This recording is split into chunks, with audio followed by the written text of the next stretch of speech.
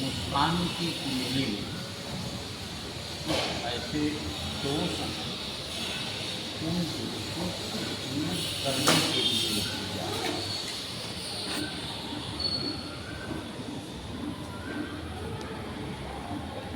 उन दोषों को दूर करने के लिए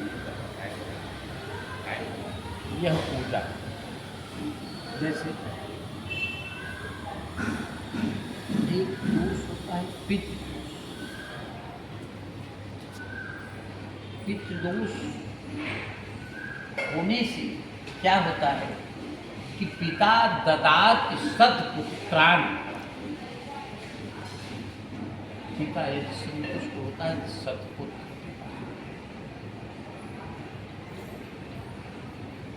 क्योंकि सत्पुत्र की आवश्यकता क्या है? जैसे ये तो बेटी है, लेकिन बेटी जब शादी होती है तो जो संतान पैदा होता है उसका लाभ हमको आपको मिलता, समझ में आता है। इसलिए पितृदोष की व्यवस्था में पितृतर्पण और देव तर्पण विशेष आवश्यक होता है। समझ में आता है। तर्पण करने का मतलब कि उनको तिल और जल और जौ और दूध ये देने से ही उनकी वो संतुष्ट होता है। मैंने प्रारंभ में ही बताया कि 3 प्रकार के देवता, ब्रह्मा, विष्णु और महेश। ब्रह्मा से सात्विक पितर आते हैं और विष्णु से राजसिक पितर आते हैं और शिव से तामसिक पितर आते हैं। सात्विक पितर ऐसे होते हैं कि उनको हाथ जोड़ने से और उनको तर्पण कर देने से ही वो खुश हो जाते हैं। समझ में आता है। और राजसिक पितर वो होते हैं, राजसिक पितर होता तो ये इतनी छोटी पूजा से काम नहीं चलता और बड़ी पूजा करनी चाहिए। इसको राजसिक पितर, इसको और तामसिक पितर वो होता है जो सपने में भी व्यक्ति को संकेत मिलता है कि हम क्या कर रहे हैं, क्यों कर रहे हैं, किस लिए कर रहे हैं। मरे हुए लोग भी सपनों में आते हैं, तामसिक प्रेत और तामसिक पितर कहे जाते हैं। जी, तो उसी की प्रक्रिया की जा रही है, समझ रहे हैं।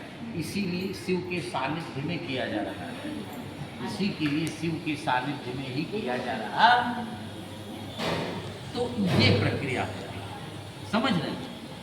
अब रही बात कि कोई भी काम करने से पहले, जैसे कोई पुलिस, आपने यूपी में कोई दंगा कर दिया और बम्बई में रह रहे हो, तो बम्बई में घाटकोपर में रह रहे हो अगर, तो आपके पास जाने के लिए बम्बई माने यूपी वाला पुलिस पहले घाटकोपर के बीच में आएगा। जब तक घाटकोपर के बीच में नहीं आएगा तब तक आगे की प्रक्रिया फॉलो,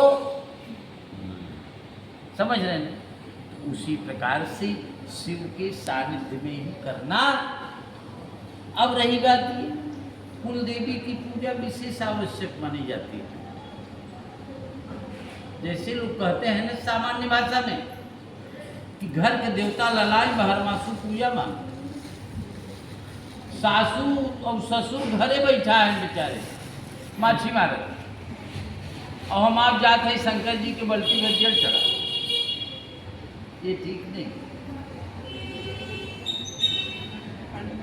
समझ रहे। हाँ, तो कुल देवी की पूजा विशेष आवश्यक माना जाता है। और कुल देवी की ही पूजा अगर हम आप करते हैं तभी हमारे आपके पास लक्ष्मी जी आती हैं, टिकने वाली लक्ष्मी आती है। अगर कुलदेवी नाराज हो तो टिकने वाली लक्ष्मी आने वाली नहीं है। आएगी, पैसा आएगा, लेकिन वह जो सत्यनारायण भगवान की पूजा में पहला सोता था, भीख मांगता था बहुत, लेकिन आटत नहीं रहा। सवेरे संझा भरे में खेत बिया बरोबर, माने जो पाता था खा पी करके व्यवस्था बराबर, लेकिन उसने ये संकल्प किया कि आज भीख मांगने से जो भी धन मैं पाऊंगा, सारा धन भगवान की पूजा में। संकल्प में इतनी ताकत होती है। जो संकल्प आप तीनों ने बोला है, उसमें ऐसा सूचीबद्ध बता दिए कि यही बेनिफिट हमको मिलना चाहिए। समझ में बात आई? तो स्थिर लक्ष्मी जब आती हैं, तब हम आप अगली सीढ़ी चढ़ते हैं। क्वांटम सिद्धांत के आधार पर एक सीढ़ी बनी रहती है। अब वो सीढ़ी क्या है? तब महाकाली, महालक्ष्मी, महासरस्वती सहित नवकोटि दुर्गा देवी है। सामने आपकी दुर्गा की मूर्ति भी। महाकाली की पूजा हम आप कैसे करते हैं? महाकाली की पूजा हम जैसे तीन देवता हैं, जैसे तीन देवता हैं, ब्रह्मा, विष्णु और महेश। तो ब्रह्मा की पत्नी का नाम सरस्वती, विष्णु की पत्नी का नाम लक्ष्मी और शिव की पत्नी का नाम पार्वती। समझ में बात आ गई? ये तीनों देवता का नाम अगर हम आप पूछेंगे तो ब्रह्मा, विष्णु, महेश कहा जाएगा। लेकिन तीन देवियों का नाम अगर हम आप लेते हैं तो महाकाली, महालक्ष्मी, महासरस्वती, ये तीनों का उल्टा कैसे हो गया सिस्टम? जैसे यहाँ पर इस समय इस पूजा में उपस्थित कितने लोग हैं? 10-12 लोग, लेकिन अकेले मैं बोल रहा हूँ और पंडित भी आपके पास 5। अगर मैं भी ना बोलूँ 10 मिनट, तो निश्चित है कि 10-12 लोगों में कोई न कोई व्यक्ति तो ये कहेगा कि महाराज पूजा का ही का पूजा खत्म हुई। तो देवासुर संग्राम में देवताओं को जब दैत्यों ने परास्त कर दिया, सब एक साथ बैठ करके बात कर रहे थे आपस में कि किया क्या जाए। शंकर जी ने कहा, बैठने से काम चलने वाला नहीं है। सोचो, अगर देवता शक्ति विहीन हो गए हैं तो शक्ति की आराधना प्रारंभ कर दो तुरंत। तो शंकर जी ने बोला, तो शंकर जी की ही धर्मपत्नी कौन है? पार्वती। वही पार्वती काली के रूप में प्रकट हो गई। इसीलिए महाकाली की पूजा पहले की जाए। और जैसे हम बुलाएंगे आपको कि छठुला लीडर आओ, तो आप मेरे पास आओगे, कहोगे ना गुरु जी आपने क्यों बुलाया मुझे? कहेंगे कि नहीं कहेंगे? जैसे ही काली प्रकट हो गई देवताओं की आराधना से, काली कही कि आप लोग हमें क्यों स्मरण किया? सारे देवताओं ने हाथ जोड़ करके एक विनती से एक स्वर में बोला कि दैत्यों ने मेरी सारी संपत्ति छीन लिया, मेरा सारा पद छीन लिया, मुझे अपने आसन से भी दूर रख दिया। हम लोग दैत्यों के से परास्त होकर के इधर उधर भटक रहे हैं। कृपा करके हमको हमारा आसन, हमारा अधिकार दीजिए। तो काली तुरंत तैयार हो गई और उनको ये नहीं समझ में आया कि कौन अपना है कौन पराया है। एक तरफ से दैत्यों का संहार करने लगे। इसीलिए हम आप महाकाली की पूजा पहले करते हैं और काली ने वरदान दिया कि किसी भी पूजा में, त्रिशक्तियों में सबसे पहले यदि काली की पूजा जो व्यक्ति करेगा, उसके जीवन में आने वाली सारी विपदाएं हम समाप्त करके उसके उद्देश्य की पूर्ति के लिए मार्ग प्रशस्त करेंगे। समझ रहे हैं?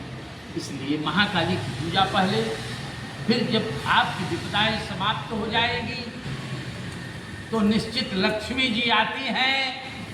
अब जब लक्ष्मी जी आती है, पैसा की गर्मी, जैसे जो गर्मी सूर्य की गर्मी है, तो हम आप पंखा चलाएं ना, और पंखा से भी गर्मी समाप्त नहीं होती तो हम आप क्या करते हैं, एसी चलाते हैं। लेकिन पैसा की गर्मी अगर हो तो मने क्या होता, मने सनक जा, जीवन चला जाए जहाँ जाएगी। समझ लेंगे? तो इसलिए लास्ट में सरस्वती का ध्यान हम आप करते हैं कि पैसा भी आए, लक्ष्मी भी आए, तो उसमें उसकी विकृति हम बाधित न करिए। इसलिए महाकाली की, सरस्वती की पूजा करते हैं। जैसे जैसे व्यक्ति के पास आगे का विस्तार होता है, तब ये होता है कि पहले बम्बई आए तो किराए पर हैं तो सोचेंगे, मन में विचार बनेगा कि अपना खुद का एक झोपड़ा हो जाता तो अच्छी बात है। तो वास्तु का ध्यान करते हैं। समझ रहे हैं? सब लोग बोलिए हाथ जोड़ करके, जहाँ भी रहते हो, कोई दोष होगा तो समाप्त हो जाएगा।